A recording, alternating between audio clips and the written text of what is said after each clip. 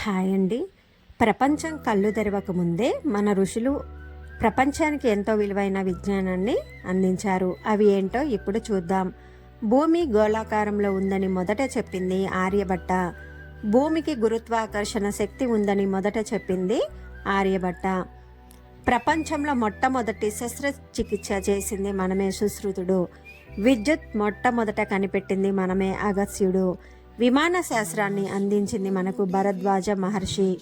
భూకంపాలను ముందుగా ఊహించే శాస్త్రమును రాసిన వరాహమిహిరుడు మనవాడే. గణితం, భౌతికం, ఖనిజం శాస్త్రాల ఎన్సైక్లోపీడియా రాసిన వాల్మీకి మనవాడే. రసాయన శాస్త్రం అందించిన నాగార్జునుడు. కాస్మాలజీ చెప్పిన కపిలుడు. అణువుల గురించి వివరించిన కణాదుడు. డిఎన్ఏ గురించి చెప్పిన బోధిధర్మ. మేఘశాస్త్రాన్ని చెప్పిన అత్రి మహర్షి. వీళ్ళంతా గొప్ప ఋషులు. కంటెంట్ నచ్చితే మన ఛానల్ సబ్స్క్రైబ్ చేసుకొని వీడియోస్ అన్నీ లైక్ చేయండి.